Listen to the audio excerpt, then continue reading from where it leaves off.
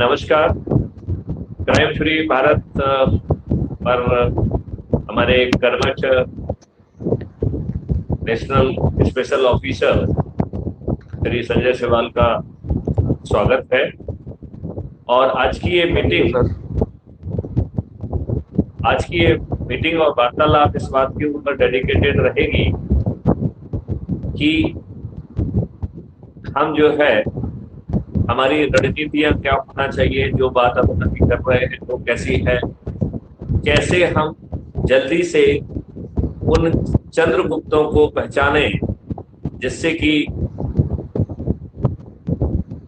हम उनको उजागर करके संकल्पित करके इस तपस्या को, इस व्रत को एक अंतिम छोर तक पहुंचाएं, जिसके माध्यम से हम पार्लियामेंट के मंदिर में पहुंचकर उन नियम कानूनों को बदल पाए जो कि हमारे ऊपर थोपे गए हैं। जैसा कि आप सबको विदित है कि हमारे ऊपर अंग्रेजों ने जो भारतीय गुलामों के लिए नियम कानून और व्यवस्था और हुकूमत बनाई थी वो एज इट इज थोपी गई है। और जो ये राज सत्ता है ये हमारे वोटों से तो चुनी जा रही है, लेकिन अनफॉर्चुनेटली ये हमको रिप्रेजेंट नहीं कर रही है, ये पॉलिटिकल पार्टी को रिप्रेजेंट कर रही है। और पार्लियामेंट के अंदर ये पार्टी व्हिप से डरी हुई है और पार्लियामेंट के बाहर पार्टी डिसिप्लिन से डरी हुई है।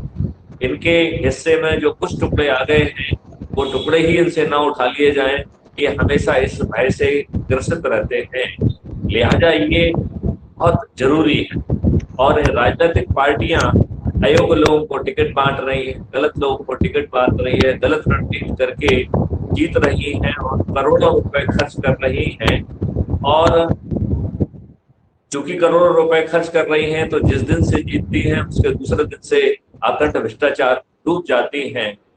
इन परिस्थितियों में एक आसुरी जो है व्यवस्था पैदा हो गई है और ये बहुत जरूरी है कि हम इस आसुरी व्यवस्था के बाहर निकलें। हम इस आसुरी व्यवस्था को पराजित करने के लिए जो ऊर्जा मॉडल डेवलप किए हैं, आओ संजय जी से समझने की कोशिश करते हैं कि उनके इस बारे में क्या सोच है।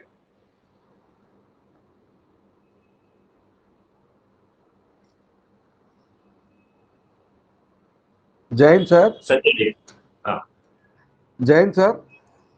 जय हिंद। सर्वप्रथम तो मैं आपका बहुत बहुत धन्यवादी हूँ जी कि आपने मुझे इस लायक समझा कि मैं आपकी टीम में काम करने लायक हूँ। उसके लिए आपका बहुत बहुत धन्यवाद सर। जिस तरह से आप सोचते हैं, अगर देश का हर आईपीएस, हर आईएएस इस तरह से सोचने लग जाए तो हमारे देश को सोने की चिड़िया बनाने से कोई नहीं रोक सकता है। आपने जो ये प्रयास किया कि क्राइम फ्री भारत, भ्रष्टाचार मुक्त भारत और बगैर खर्च विहीन चुनाव, और हमारा जो मॉडल है, इसे ये बहुत ही कारगर सिद्ध होता है। लेकिन हमारे हिंदुस्तानियों में एक कमी है सर। अच्छी बातों को ग्रहण करने के लिए उनको समय की आवश्यकता होती है और बुरी बातें वो तुरंत ग्रहण करते हैं। जैसे कि हमारे समाज में आज 2019 में जब चुनाव हुआ तो 43% क्रिमिनल हमारे चुन के और संसद में जा बैठे। वो हमारे नेताओं की कृपा दृष्टि से, हमारे बड़ी पार्टियों की कृपा दृष्टि से वो वहाँ पहुँचे। और जो क्रिमिनल माइंडेड आदमी है वो हमेशा क्रिमिनल की तरह सोचता है, ना कि एक सभ्य और पढ़े लिखे व्यक्ति की तरह सोचता है। हम लोग आपका बहुत बहुत धन्यवाद देना चाहते हैं कि आप लोग पहले वर्दी में रह के भी देश को संभाल रहे थे और वर्दी से रिटायरमेंट होने के बाद भी आप लोग देश के प्रति इतना सोचते हैं, क्योंकि आईपीएस और आईएएस रिटायर होने के बाद वो इस तरह से नहीं सोचते हैं कि हमारी सर्विस पूरी हो गई है। लेकिन मैथिली शरण पूर्व डीजीपी का हम लोग पूरे देश को धन्यवादी होना चाहिए कि वो हमारे बीच में एक ऐसा मॉडल लेके आए जिसमें हमें कोई एक खर्च नहीं करना पड़ रहा है। हमें कुछ असुरियों शक्ति को हराने के लिए हमें एक चाणक्य मिले हैं और इस चाणक्य का हम लोग अगर फायदा नहीं उठा पाए तो हमारा जीवन व्यर्थ है। ये मेरा मानना है। हिंदुस्तान की जनता को अच्छी बातें ग्रहण करने के लिए समय चाहिए सर। और हम लोग बिल्कुल हताश और निराश ना हो, क्योंकि हिंदुस्तान की जनता बहुत प्यारी है और वो समझती सब कुछ है, लेकिन उसे अच्छे परिवेश में लाने के लिए थोड़ा सा समय चाहिए होता है। और जिस तरह से आप मेहनत कर रहे हैं सर, आपके साथ में आपकी टीम मेहनत कर रही है, और एक दिन दूर, यह दिन दूर नहीं है सर, जब हमारी संसद में ईमानदार, कर्मठ, निष्ठावान ये लोग हमारा प्रतिनिधित्व करेंगे। आज हमारी जो विशाल पार्टियां हैं, जिसमें भारतीय जनता पार्टी कह सकते हैं, कांग्रेस कह सकते हैं, हम लोग किसी भी पार्टी के विरोधी नहीं हैं, लेकिन जो भी आदमी हमारे ऊपर क्रिमिनल आदमी को हमारा प्रतिनिधित्व बना के थोपेगा, वो हमारा दुश्मन है, उसको हम अपने दुश्मन हैं। इस व्यवस्था को बदलने के लिए हमें आप जैसे चाणक्य की आवश्यकता है। संजय, आपने बहुत सही बात कही है। और अब जो है एक समय आ गया है कि यह जो है आश्रय व्यवस्था से जीतने के लिए और उसे हमें एक रणनीति की जरूरत है, हमें एक तपस्या की जरूरत है। और मुझे ऐसा लगता है कि यदि हम खर्च वाली जो वर्तमान की चुनाव व्यवस्था है, यदि हम इनके मॉडल से सुधार लाने की कोशिश करेंगे तो हम इनको कभी भी पराजित नहीं कर पाएंगे। बिल्कुल। लिहाजा हमारे मॉडल में एक चीज बहुत आवश्यक है कि वो खर्च विहीन होना चाहिए। और दूसरी हमारे उसमें ये होना चाहिए कि हमें चंद्रगुप्त ऐसे मिलना चाहिए, क्योंकि अभी क्या हो रहा है, जो सत्ता में है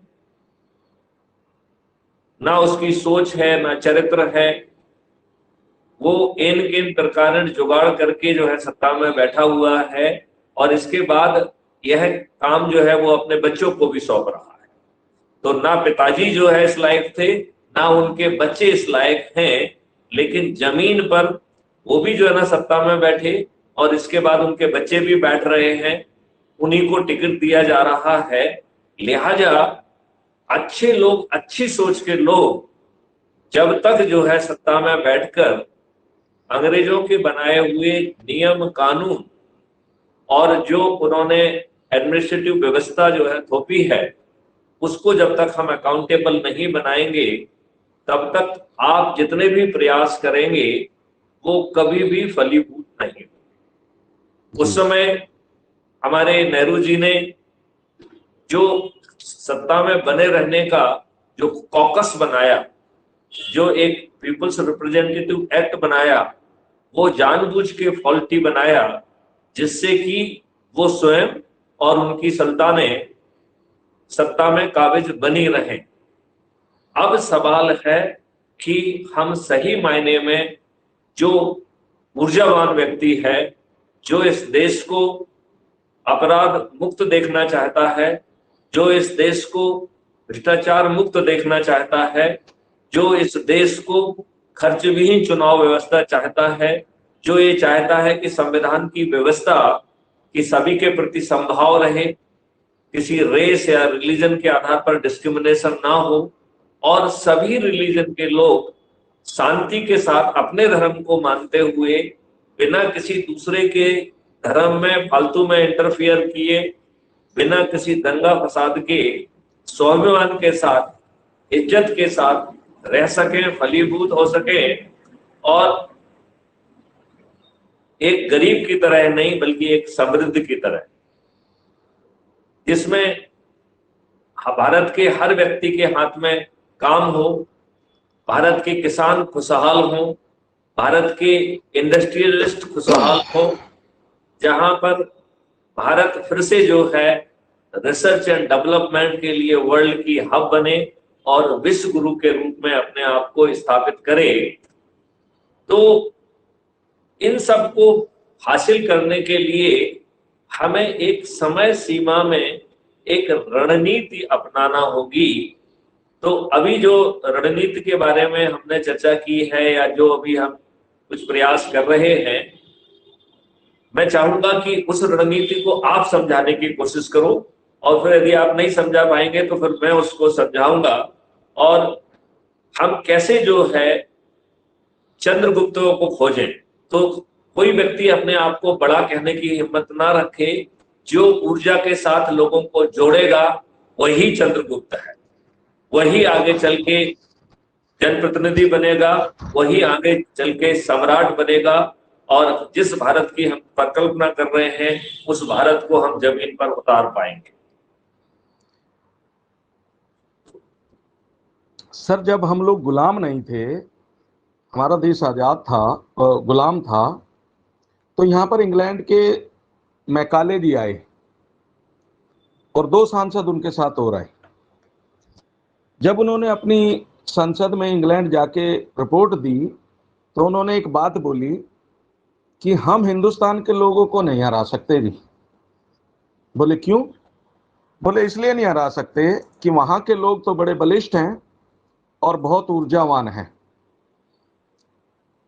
और वो लोग अगर चाहेंगे तो एक आदमी 10-10 अंग्रेज को मारेगा जी। बोला उनकी ताकत का राज क्या है? बोले वो घी खाते नहीं है जी, वो तो लोग घी पीते हैं, और इसकी वजह से वो मेहनत करते हैं। और दूसरा कि भाई उनका शिक्षा के माध्यम में क्या है। तो मैकाले जी ने एक हम लोगों को देश का सर्वे किया और उन्होंने कहा जी उनका जो शिक्षा का स्तर है वो बड़ा स्ट्रॉन्ग है। क्योंकि आपने भी देखा होगा सर, आज़ादी से पहले हमारी मगध यूनिवर्सिटी, नालंदा यूनिवर्सिटी, ये बहुत काम करती थी जी, और बच्चे पढ़ते थे, और गुरुकुलों का चलन था जी हमारे यहाँ। और गुरुकुल में बच्चे पढ़ते थे, अपने से नीचे को पढ़ाते थे और अपने ऊपर वाले से सीखते थे। 10वीं में जो बच्चा है वो 11वीं वाले से आधे दिन पढ़ता था और आधे दिन 9वीं वाले को पढ़ाता था। तो इतनी स्ट्रॉन्ग व्यवस्था थी कि हम लोग इनको नहीं शिक्षित, तो बोले इनकी शिक्षा को खत्म करो। तो उन्होंने फिर ये अंक वाला ले आए जी कि 33 वाला पास और 32 वाला फेल, इसको यहां पर मॉडल पास किया जिन्होंने। हम लोग इस व्यवस्था में आ गए सर। आज आप जिस तरह से आप सोच रहे हैं कि हम लोग अगर जागरूक करें लोगों को, जब तो थोड़ा समय लगेगा जी हमें लोगों को जागरूक करने में, क्योंकि जो माउथ पब्लिसिटी होती है जी, जो माउथ से बोली जाती है, वो सबसे इस देश में कारगर सिद्ध होती है जी। जैसे कि आपने अभी हम लोगों का देश में जो चलन है वो जाति व्यवस्था से है जी, और जाति व्यवस्था में लोगों ने बांट रखा है, धर्मवाद में बांट रखा है। हम लोग इस व्यवस्था को जब हम ये पूरा करते हैं तो वो दिन दूर नहीं है सर, जब हम लोग इस तरह की व्यवस्था को आसानी से अपने देश में लागू कर सकते हैं। इस व्यवस्था को हम अपने देश में आसानी से लागू कर सकते हैं सर, और हमें विचलित होने की बिल्कुल आवश्यकता नहीं है। हमें समय लगेगा क्योंकि हम लोग एक अच्छा काम करने चाह रहे हैं। क्योंकि मैं सुभाष चंद्र बोस जी से बड़ा प्रभावित हूं सर। जब उन्होंने देश में सेना बनाई तो वो 100 लोगों से बात करते थे तो 2 ही लोग साथ चलते थे सर उनके साथ, और वो एक देश में बड़े उदाहरण हुए जिन्होंने छुपते छुपाते दूसरे देशों में रहते हुए एक विशाल सेना का गठन किया जिससे देश आजाद हुआ। तो आप भी हमारे एक तरह से सुभाष चंद्र बोस हो रही, और आप जब पीछे मुड़ के देखोगे तो आपके पीछे बहुत सारी सेना खड़ी होगी, और आपको परास्त तो कोई दुनिया में कर ही नहीं सकता सर। आप थोड़ा सा बस आगे चलने की कोशिश कीजिए, पीछे बहुत सारे सैनिक आपके पीछे हैं, और आपको ये मैं अपनी तरफ से गारंटी दे सकता हूं, गिरने तो कभी आपको देंगे नहीं जी, क्योंकि आपके पीछे इतने हाथ हैं, इतने हाथ हैं। अगर आप पीछे थोड़ा सा झुकना भी चाहो तो आपको झुकने नहीं, बिल्कुल हाथ लगा के यूं सपोर्ट से खड़ा करेंगे जी। और आपके इस मार्गदर्शन से देश में व्यवस्था भी बदलेंगे, इन भ्रष्टाचारियों को, नेताओं को भी बदलेंगे, भ्रष्ट अधिकारियों को भी बदलेंगे, और देश में एक ऐसा वातावरण पैदा करेंगे जिससे अमेरिका, कनाडा, ऑस्ट्रेलिया, जर्मनी के देश लोग ये कहें कि अब भारत की तरफ चलो भाई, जो हमारे देश में माहौल नहीं मिलता वो भारत में मिलता है, और भारत के लोग अपने ये विदेशी लोग भारत में अपना भविष्य खोजेंगे।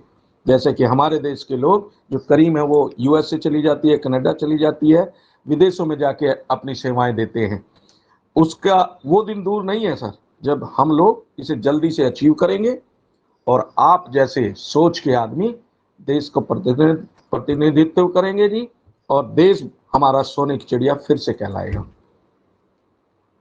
संजय जी, आपने बहुत अच्छी बात कही, और मैं इसमें ये भी कहना चाहूंगा जी कि आपने जो लॉर्ड विलियम एडम का नाम है, जो कि मैकाले के बॉस थे, और इन जी दो लोगों ने लगभग 3 साल जो है यहाँ पे पूरी रिसर्च की थी, और वो रिसर्च ब्रिटिश पार्लियामेंट में 1780 पेजों में पब्लिश हुई है। जी और उस समय 1835 में लॉर्ड विलियम एडम और लॉर्ड मैकाले की जो रिपोर्ट है, उसके अनुसार भारत 18 विधाओं में महापारंगत था। और उसी रिपोर्ट में ब्रिटिश का भी जो है कंपैरेटिव स्टडी है कि उस समय ब्रिटिश में संडे स्कूल हुआ करता था और केवल बाइबल को पढ़ाया जाता था, तो जी हम से बहुत सुपीरियर थे। जी ये दुख की बात है कि लॉर्ड मैकाले की बात को मानते हुए उन्होंने हमारे गुरुकुल सिस्टम को इलीगल घोषित किया, और हमारे जो है आचार्यों को, हमारे गुरुकुल को उन्होंने तोड़ा। बहुत सारे गुरुकुल जो है आचार्यों के हाथ वगैरह काटे, उन्हें जेल में डाला, और उन्होंने सफलतापूर्वक गुरुकुल व्यवस्था को इलीगल घोषित करते हुए उसे तोड़ डाला। और ये भी बड़ी लज्जा की विषय है कि हमारे इन विद्वान लोगों ने, विद्वान राजनेताओं ने ना तो भारतीय संस्कृति को संरक्षण के लिए कोई काम किया, ना वेदों की रक्षा के लिए कोई काम किया, और ना ही जो है रिसर्च एंड डेवलपमेंट के लिए कोई जो काम करना चाहिए था। जहां पे हम 1835 में खड़े होते, कम से कम इन 75 सालों में उसके लेवल या उससे आगे जाने की तो बात सोचना चाहिए थी। तो इन लोगों ने वहां तक भी पहुंचने की कोशिश नहीं की। अब सवाल ये उठता है कि हमने जो विवेचन किया है, उस विवेचन के अनुसार से एक बात तो बड़ी पक्की है कि इन राजनेताओं ने, जिनकी ड्रेस सफेद जरूर है, लेकिन ड्रेस को छोड़कर बाकी सब काली, शिक्षा काली, सोच काली, ध्येय काला, और इनके सर ये हमारे देश का दुर्भाग्य ही तो है। लालू का लड़का 9वीं पास है और उसके सामने उसके ऑर्डर को फॉलो IAS IPS कर रहे हैं सर। तो ये हमारे देश का दुर्भाग्य ही तो है कि एक 9वीं पास आदमी वो कैसे डिटेक्ट कर सकता है एक IPS IAS को। आपने बिल्कुल सही बात कही। अब मैं उसका उल्टा पूछता हूं कि आप ये बताइए ना कि इस व्यवस्था में लालू के बेटे को ही टिकट मिलता है, लालू के बेटे को ही जो है ना फिर उप मुख्यमंत्री बनने का मौका मिलता है। तो ये व्यवस्था जो है बंदर बाट जैसी हो गई है, जिसमें योग और अच्छे लोगों को, जो आप कह रहे हैं कि वो आदेश मानने के लिए विवश हैं, और ये लोग जो है देश को अभी भी गुलाम बना के रखे हुए हैं, क्योंकि अंग्रेजों की जो नियम कानून है वो यथावत आपके ऊपर लागू है। जो थोड़े बहुत संशोधन किए भी गए हैं, उस संशोधन में जो बादशाही व्यवस्था थी उसके अधिकार और बढ़ा दिए गए हैं। तो सही मायने में देखा जाए तो आप अंग्रेजों के समय से आज उससे बड़े गुलाम हो गए हैं। इस बात को संजय जी आप मानते हैं कि नहीं? मैं 100% मानता हूँ इस बात को। ठीक है, तो अब सवाल उठता है कि इसमें बदलाव कैसे आए। तो एक बदलाव का मॉडल अपन ने अभी पास में देखा है, जो कि जिसमें अन्ना हजारे जी ने आंदोलन किया, जिसके बाय प्रोडक्ट जो है ना अरविंद केजरीवाल बने। उन्होंने सोचा कि एक एक्ट आ जाएगा, लोकपाल एक्ट। लोकपाल एक्ट आ गया, 4-5 साल उसमें किसी को पदस्थ नहीं किया गया। मार्च 2019 में लोकपाल महोदय को पदस्थ कर दिया गया। हमारे देश के 99.99% लोग हमारे लोकपाल महोदय का नाम भी नहीं जानते। सच्चाई है। तो इसका मतलब ये है कि हम जो है यदि पार्लियामेंट के बाहर से दबाव बना के कुछ नियम कानून बना भी देंगे तो वो ढेर सारे छेदों के साथ होगा और जिस मकसद से बनाया जा रहा है वो मकसद कभी पूरा नहीं होगा। पहली बात। जी। दूसरी बात, उसमें चुन के ऐसे लोगों को बिठाया जाएगा जो पद पर रहना चाहते हैं, उसके फायदे लेना चाहते हैं, लेकिन उसके जिस मंशा से, जिस कारण से जो है उन्हें वहां बिठाया गया है वो उनके जो है रडार में नहीं रहता है। तो इससे एक बड़ी बात यह शामिल होती है कि जो उद्देश्य तय कर रहा है वह नियम और कानून को बदले और सबसे पहले अंग्रेजों के जो गुलामों वाले कानून हैं उनको उसमें बदलाव लाया जाए। जो संज्ञेय और असंज्ञेय अपराध दो कैटेगरी बना दी गई हैं, इनको विलोपित कर दिया जाए। और मैं तो ये कह रहा हूं कि जो सिविल ऑफेंसेस हैं, जो सिविल केसेस हैं, उनको भी जो है हमारी जो क्राइम फ्री भारत का जो मॉडल है कि बिना थाने जाए जो है FIR भी हो, कॉग्निजेंस हो, 15 दिन में अकाट साक्ष्यों के साथ चालान पेश हो और 30 दिन से अधिकतम मतलब 7 दिन से 30 दिन की अवधि में वीडियो बेस्ड ट्रायल सिस्टम के माध्यम से आज की तुलना में 1000 गुना ज्यादा ट्रांसपेरेंट ट्रायल हो और 30 दिन की अधिकतम अवधि में न्याय हो सके। और इसमें भी थोड़ा सा बाद में संशोधन करके अपील में भी 2 तरीके की अपील हो, एक जजमेंट के विरुद्ध अपील और एक जज के विरुद्ध अपील। क्योंकि यदि जज सभी साक्ष्यों को होते हुए यदि गलत निर्णय देता है तो उस अपील में appeal will be against the जज for his mens rea for ignoring evidences. और उस केस में जो अपील का जो पूरा भाव रहेगा उसमें जज महोदय खड़े होंगे डिफेंड हिज जजमेंट। यदि वो अपने खुद के जजमेंट को डिफेंड नहीं कर पाते हैं तो वो जजशिप भी उनकी चली जाएगी और उन्हें कंपनसेशन भी देना होगा। तो जो उसके पास जो अधिकार है वो अधिकार फंक्शनल रिस्पॉन्सिबिलिटी के निर्वहन के लिए है और यदि वो अपनी फंक्शनल रिस्पॉन्सिबिलिटी का निर्वहन नहीं करता है तो he should be accountable to his action. अब जैसे एज्यूम करिए एक पटवारी गलत मेजरमेंट करता है और बाद में ये पाया जाता है कि उसका मेजरमेंट गलत है, तो जो व्यक्ति उसका सफर रहा है उसको 2 कंपनसेशन मिलना चाहिए।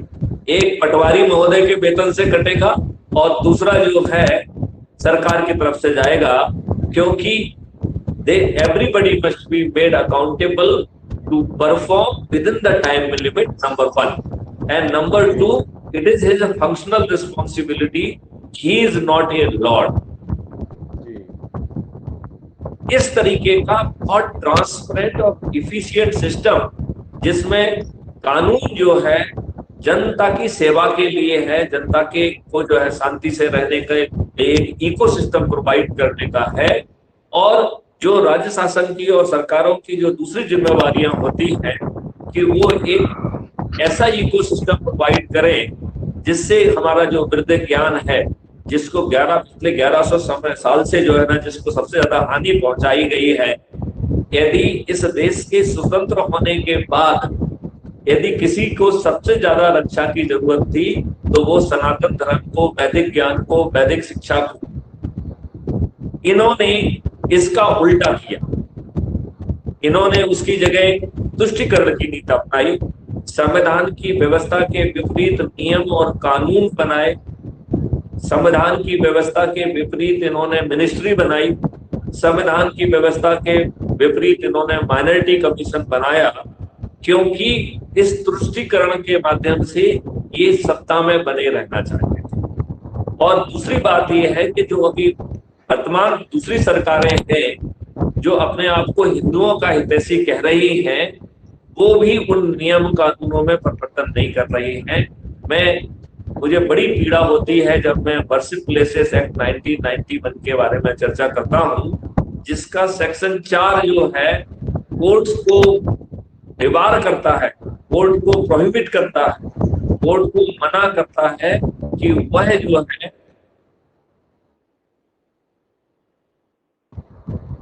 अपराध का संज्ञान नहीं ले सकता। और उसमें दूसरा मार्गदर्शी सिद्धांत दे दिया कि 15 अगस्त 1947 को जो स्थिति है उसी स्थिति में वो धर्म का स्थान रहेगा। तो 15 अगस्त 1947 के पहले ही तो सभी कुकर्म हुए हैं। तो मुझे लगता है कि ये एक्ट लगभग ऐसा ही कहने का, मुझे जो लगता है, मैं अपनी भाषा में उसे कहना चाहूंगा, तो मुझे लगता है कि वो भारतीयों को ये कह रहा है कि हे भारतीयों, तुम गुलाम हो, भारत माता गुलामों की माता है। उसे इन आतंकवादियों ने, इन आक्रमणकारियों ने समय समय पर जो भी जख्म पहुंचाए हैं, यह भारत माता इन गुलामों की माता होने के कारण इन जख्मों के साथ जीने के लिए विवश है। 15 अगस्त 1947 के समय तक तो भारत माता के चेहरे पे जितने स्कार जो है ना थे वो सब आ चुके थे। फिर जो है, और उन्होंने भारतीयों से ये भी कहा कि हे भारतीय गुलामों, तुम्हें तो न्याय की भीख मिलने का भी हक नहीं है। ऐसा सेक्शन 4 बनाया है। और आज जो है हिंदुओं की हितैषी सरकारें, जब उनसे पूछा जाता है कि आप इसे रिपील करेंगे, तो वो कहते नहीं रिपील करेंगे। क्यों नहीं रिपील करेंगे, ये बताइए तो मुझे, क्यों रिपील नहीं करेंगे? यदि जो है आप जो है धर्म के आधार पर माइनॉरिटी कमीशन बना रहे हैं, is it not discrimination on the basis of religion? Minority ministry और माइनॉरिटी कमीशन तत्काल बंद होना चाहिए। और मैं आपको ये कहना चाहता हूं कि मुसलमानों को आपके रहमो करम की जरूरत नहीं है, उन्हें आर्टिकल 25 के साथ शांति से रहना दिया जाए। जो जिस धर्म को मानना चाहता है उस धर्म को वो माने, उसका प्रचार करे। ये उसे इस बात की स्वतंत्रता होना चाहिए, इस बात की उसे हक होना चाहिए जो संविधान ने दिया।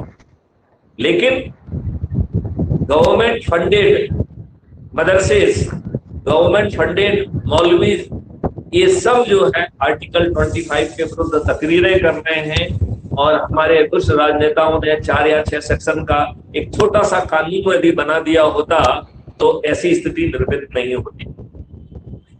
मैं आपसे ये कहना चाहता हूं कि भारत में जितनी भी समस्याएं थी, चाहे बाल विवाह की समस्या हो या सती प्रथा की समस्या हो या दहेज प्रथा की समस्या हो या SC ST पर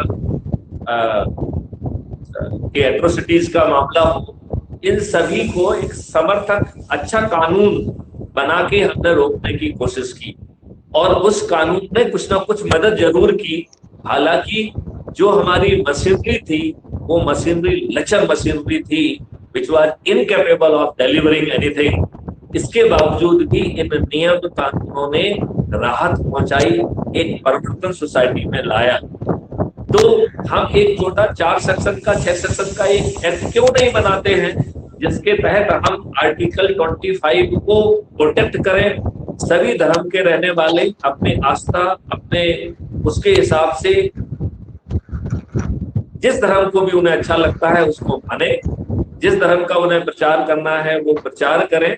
लेकिन वो किसी दूसरे धर्म को वो नहीं कर सकते। वो किसी दूसरे धर्म वाले को ये नहीं कह सकते हैं कि तुम काफिर हो और तुम्हारा हम सिर से धड़ जुदा कर देंगे और हमें जन्नत मिलेगी और 72 रूपये मिलेंगी।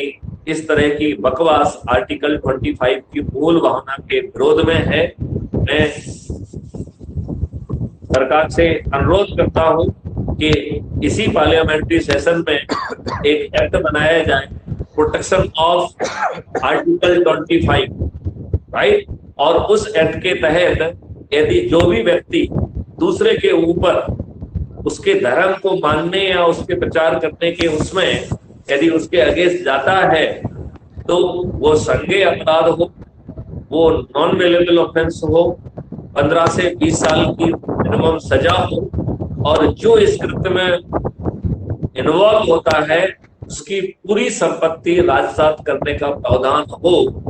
मैं कहता हूं कि यदि इस तरीके का 4 या 6 सेक्शन का कानून बना दिया जाए और उसके साथ में क्राइम फ्री भारत की जो मूल अवधारणा है कि बिना थाने जाए एफआईआर दर्ज हो जाए, क्राइम फ्री भारत का टेक्नो ईंधन जो है 15 दिन में चालान पेश कर दे, वो भी अकाट साक्ष्यों के साथ, और 30 दिन में distributed video based trial system के माध्यम से बिना कोर्ट जाए ट्रायल भी हो जाए, और यदि उस व्यवस्था के साथ होगा तो 45 दिन के अंदर ये जो दुष्ट लोग हैं वो जेल में सड़ने के लिए मजबूर हो जाएंगे और इनकी संपत्ति जब्त होगी जो कि काम में आएगी।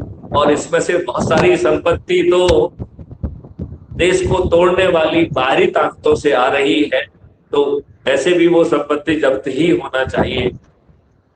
मिस्टर सिवाल, अभी अपन ने जो चर्चा थोड़ी सी की है, इस चर्चा से आप कहाँ तक अपने आप को सहमत पाते हैं? सर देखिए, हम लोग जो ये सोच रहे हैं, हमारा जो सबसे लचर व्यवस्था है वो कानून सरल है। अगर हमारा कानून सख्त हो तो किसी की भी हिम्मत ना हो कि भाई कोई किसी को कुछ कह पाए। लेकिन हम यहाँ देखते हैं कि मुझे मालूम है मैंने ये अपराध कर लिया तो मैं उसको दे के छूट जाऊंगा, उसे दे के 20 साल केस चलाऊंगा और तब तक मैं बहुत कुछ हो जाएगा। अब वो जो प्रताड़ित है वो बेचारा न्याय की आस में लगा रहता है, क्योंकि हमारा जो कानून है वो लचर है। डेट पे डेट बाप गुजर जाता है, फिर बेटे का नंबर आ जाता है, फिर पोते तक बात पहुंच जाती है और वो बेचारे कोर्ट में न्याय के लिए लड़ते रहते हैं। तो जहां हमारा कानून अगर सख्त हो जाएगा तो किसी की भी, चाहे वो काला कोट पहने या पीला कोट पहने, जो आपने अभी कहा कि जज की भी जवाबदेही हो जाएगी कि उन्होंने साक्ष्य के आधार पर गलत फैसला दिया, तो उसको भी कटघरे में खड़ा होना पड़ सकता है। तो वो उसकी हिम्मत ही नहीं होगी कि वो गलत फैसला दे पाए।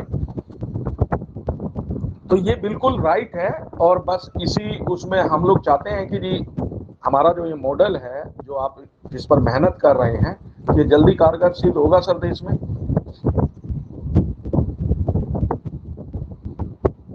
अब जो है हम थोड़ी देर के लिए चर्चा करते हैं कि सर एक रिक्वेस्ट थी सर।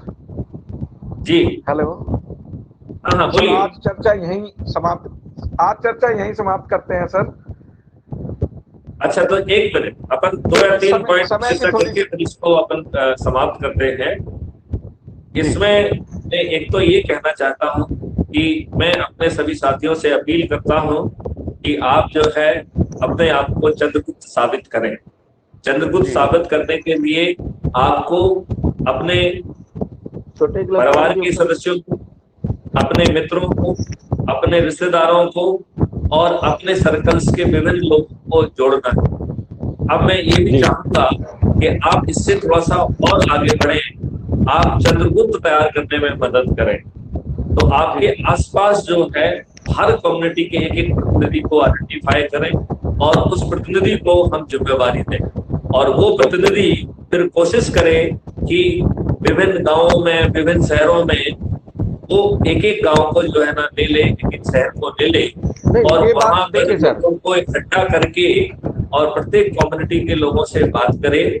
ऐसे ही जो है हम चाहेंगे कि स्कूल की सूची बनाकर हमारे वॉलंटियर्स स्कूल को अडॉप्ट करें और स्कूल में जाकर वहां के टीचर से हमारी बात कराएं, और टीचर, स्टूडेंट्स और सब मिलके हम सब जो है चंद्रगुप्त पैदा करें। जो जितने अधिक पॉइंट पाया जाएगा वो चंद्रगुप्त होगा और कल का वो सम्राट भी होगा। आओ हम सब मिलके जो है ना ऐसी व्यवस्था को जमीन पर उतारें। और चूंकि संजय जी हमारे जल्दी में हैं, लिहाजा इस मीटिंग को हम यहीं पे समाप्त करते हैं और इसको दोबारा आगे बढ़ाएंगे। इस विषय में आपके जो सुझाव हैं कृपया कमेंट बॉक्स में लिखें, और एक बार फिर से मैं अपने क्राइम फ्री भारत के चंद्रगुप्तों को जो है ना आह्वान करता हूं कि वो पूरी शक्ति से भिड़ जाएं और जो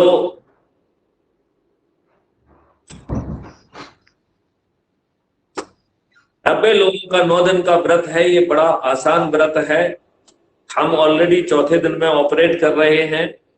हमको अब मात्र जो है 30 या 40 व्यक्तियों को ही जोड़ना है, तो हम लोग संकल्प के आधार पर इसे आसानी से कर सकते हैं। और यदि हम ये मॉडल को थोड़ा सा और अच्छा कर लेंगे, यदि हम दरिद्र नारायणों में चंद्रगुप्त को खोजेंगे तो हमें आसानी होगी, क्योंकि वो उनके ऊपर बाहुबली अत्याचार कर रहे हैं, उनके विरुद्ध जो है ना गलत केसेस रजिस्टर करा रहे हैं, कई तो जो है जेल में डाल दिए गए हैं, कई अंडर ट्रायल रह के आए हैं, उनको न्याय नहीं मिला है। यदि हम जो है इनके बीच में जाएं, संगोष्ठी करें, हम स्कूल कॉलेजेस में जाएं, वहां पर जो है जो युवा हैं उनको जो है ना हम जागृत करें, तो ये जो युवा है इनके सामने पूरी के पूरा जो है भविष्य पड़ा हुआ है। वो निश्चित तौर पर जो है अपराध मुक्त भारत भी चाहेंगे, भ्रष्टाचार मुक्त भारत भी चाहेंगे, निरोगी दीर्घायु और समृद्ध भारत भी चाहेंगे। हमारे किसान crime free Bharat agro Ayush model के तहत आसानी से 5 गुना ज्यादा और हमारे मजदूर भाई 10 गुना ज्यादा कमा पाएंगे। ये मैथिली शरण गुप्त का वादा है। तो बाकी लोग जो ना फ्रीबी बांटने की बात करते हैं, हम आप में सामर्थ्य पैदा करने की बात करते हैं। आओ हम सब मिलके चंद्रगुप्त बनते हुए भारत को सही मामले में आजादी दिलाएं, गुलामों के नियम कानून और व्यवस्था से मुक्ति दिलाएं, और साथ में ही हम अपने भारत को निरोगी दीर्घायु बनाएं, समृद्ध बनाएं और biggest research and development hub बनाकर भारत को पुनः विश्व गुरु के रूप में स्थापित करें। इस आह्वान के साथ मैं आप सभी लोगों को नमस्कार करता हूं, प्रणाम करता हूं। जय हिंद, जय भारत, वंदे मातरम। हम इस पर्ण के साथ सर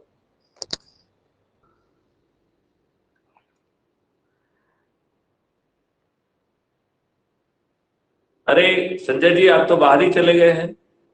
नहीं नहीं सर, यहीं पे हूँ, यहीं पे हूँ सर। तो हाँ सर, जैसा अभी आपने कहा कि हम लोग स्कूल से शुरुआत करें, और जितने बच्चे स्कूल में पढ़ते हैं वो एक कच्ची मिट्टी के समान होते हैं, उनको जिस तरफ मोड़ा जाता है वो उसी तरफ मुड़ जाते हैं। रहा हमारा भारत का यूथ कॉलेजों में पढ़ता है, और कोई भी हिंदुस्तानी ये बिल्कुल नहीं चाहता है कि हमारे देश में क्राइम हो, हमारे देश में भ्रष्टाचार हो। हर आदमी, हर नागरिक भारत का ये चाहता है कि हमारा देश क्राइम फ्री होना चाहिए, भ्रष्टाचार मुक्त होना चाहिए। और इस मुहिम पे आपके साथ हर आदमी खड़ा होने को तैयार है। और हमारा ये प्रयास है कि हम लोग कॉलेजों में जाके, स्कूलों में जाके इस तरह की मुहिम को गुरुओं जी के, जो हमारे गुरु हैं, जो हमारे बच्चों को शिक्षा देते हैं, जिन्होंने हमें पढ़ाया है, हम उनसे अपील भी करेंगे, क्योंकि गुरुओं की बात बच्चा माँ बाप से भी ज्यादा मानता है, और उन्हीं को लेके भविष्य में। लेकिन हमारे इस देश में स्वार्थी लोगों ने, भ्रष्टाचारी लोगों ने, भ्रष्टों ने, जिन्हें हम लोग अपना प्रतिनिधित्व दे देते हैं, इन लोगों ने अपने स्वार्थ के लिए हमारे देश में दंगा फसाद कानून इस तरह से हमारे अपने बच्चों को तो विदेशों में पढ़ा के और हमारे बच्चों को क्रिमिनल बना के इस देश में पाल रखा है। तो ऐसी भ्रष्ट नीति को हम लोग तुरंत बदलने का काम करेंगे, और ये काम हम लोग आपके मार्गदर्शन में करेंगे।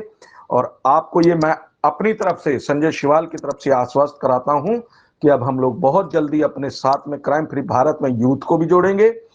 कॉलेज में, हर कॉलेज में जाके कॉलेज प्रेसिडेंटों से, कॉलेज के गुरुओं से, कॉलेज के प्रोफेसरों से हम लोग सबसे अपील करेंगे कि इस मॉडल को हम लोग कारगर सिद्ध हों और अच्छे लोग राजनीति में आए। हमारा सुनहरा भविष्य, हमारा यूथ जब भविष्य राजनीति में आने लग जाएगा, और देश को संचालित होने से, हमारे भारत को क्राइम फ्री भारत और भ्रष्टाचार मुक्त भारत बनने से कोई भी शक्ति नहीं रोक पाएगी। आप बिल्कुल बहुत सही बोल रहे हैं, मैं आपको उसके लिए धन्यवाद देता हूं। और मैं इसके साथ एक बात और कहना चाहूंगा कि हम दरिद्र नारायणों की तरफ ज्यादा ध्यान दें, क्योंकि वो आज भी 75 साल के बाद वो इस दर्द को झेल रहे हैं। आज भी उनका डिस्क्रिमिनेशन हो रहा है, आज उनकी जमीनों पे कब्जे हो रहे हैं, उनके विरुद्ध जो है ना गलत प्रकरण कायम हो रहे हैं, और ये बाहुबली जो है उनको ब्लैकमेल करने की स्थिति में आ रहे हैं। लिहाजा उनके पैर में ज्यादा बीमारी फटी हुई है। यदि हम उनके बीच जाएंगे, उनके साथ चाय पिएंगे, उनको जो है ना जागृत करेंगे, तो वो समूह में 10, 20, 30 बड़े आसानी से जुड़ सकेंगे। और मैं एक और आप लोगों को जो है, बल्कि अपने सभी जो है ना क्राइम फ्री भारत के जो वॉलंटियर्स हैं, जो चंद्रगुप्त बनने वाले चंद्रगुप्त हैं, उनसे मैं ये आह्वान करता हूं कि जब भी चाहेंगे आप, मैं वीडियो कॉन्फ्रेंस के माध्यम से आपसे जुड़ूंगा और ये सुनिश्चित करूंगा कि यदि किसी के दिमाग में, जेहन में कोई प्रश्न है तो उसका जवाब दूं, उसका समाधान दूं। और मैं ये भी चाहूंगा कि जब आप राष्ट्रीय ध्वज के सामने अपना दाहिना हाथ ऊपर उठाकर संकल्प ले रहे होंगे, तो मैं उस संकल्प का समय समय पर साक्षी भी बनना चाहूंगा। और हम बहुत जल्दी चंद्रगुप्तों की जो है ना एक फौज खड़ी कर देंगे, और उस फौज के माध्यम से हम निश्चित तौर पर जो है इस देश में बिना खर्च किए इन राज्य सत्ताओं में बैठे हुए अयोग्य, काले चरित्र के भ्रष्टाचारी लोगों को उखाड़ फेंकेंगे, और वो भी बिना खर्च किए, मात्र संकल्प शक्ति के आधार पर थाली बजाकर, दीपक जलाकर, और अपने संकल्प को अपनी छत पर खड़ा होकर, या जिसके पास छत नहीं है तो चबूतरे पे खड़ा होकर, यदि हमारे पास चबूतरा भी नहीं है तो हम दरवाजे पे खड़े होकर, थाली बजाकर, दीपक जलाकर जो है ये शंखनाद करेंगे, और इसे जो है हम जमीन पर उतारेंगे। तो शिवाल जी, एकदम कमर कस लीजिए। आप जो है चंद्रगुप्त की अग्रणी श्रेणी में खड़े हुए व्यक्ति हैं। हमें कम से कम 545 चंद्रगुप्त तो चाहिए। जी जी जी। वैसे तो हमें उससे ज्यादा चाहिए होंगे, क्योंकि सभी जो है ना राज्य की विधानसभाओं के लिए भी चंद्रगुप्त चाहिए होंगे, सभी जो है ना उसके लिए चाहिए होंगे। तो ये चंद्रगुप्त जो है हम उसी को मानेंगे जिसमें हौसला है, लोगों को जोड़ने का एनर्जी है, जिसने सपने देखे हैं इस देश को बदलने के। और हम जो है इन सड़े गड़े चरित्र के लोगों को, जो अपने बच्चों को प्रमोट करते हैं, जिन्होंने राजनीतिक पार्टियों को अपने परिवार की प्रॉपर्टी और प्राइवेट कंपनियां बना दिया है, हम इनको पूरी शक्ति के साथ जो है संकल्प शक्ति से हराएंगे, और वो भी बिना किसी चुनाव खर्च के। तो एक बार जो है आपके माध्यम से एक ही बात कहना चाहता हूं सर जी, कि रखो हौसला वो मंजर भी आएगा, और प्यासे के पास चल के अब समंदर भी आएगा, लेकिन तुम थक कर मत बैठ जाना है मंजिल के मुसाफिरों, क्योंकि अब मंजिल भी मिलेगी और मिलने का मजा भी आएगा। अपने सभी चंद्रगुप्तों से ये मेरी भी अपील है कि हम लोग आपके साथ इस तरह से खड़े हों कि आपके निर्णय को सब हम लोग सच साबित करें कि आपने जो कदम उठाया, आपने जो लो जगाई, आपने जो दीपक जगाया, वो आज पूरे देश में जगमगा रहा है। और परमात्मा आपको लंबी उम्र दे। आपके जाने के बाद भी इस देश में आपकी मूर्तियां बनेंगी, और आपके इस आदर्श को लेकर हम लोग प्रेरणा स्रोत रहेंगे हमेशा। इन्हीं शब्दों के साथ जय हिंद।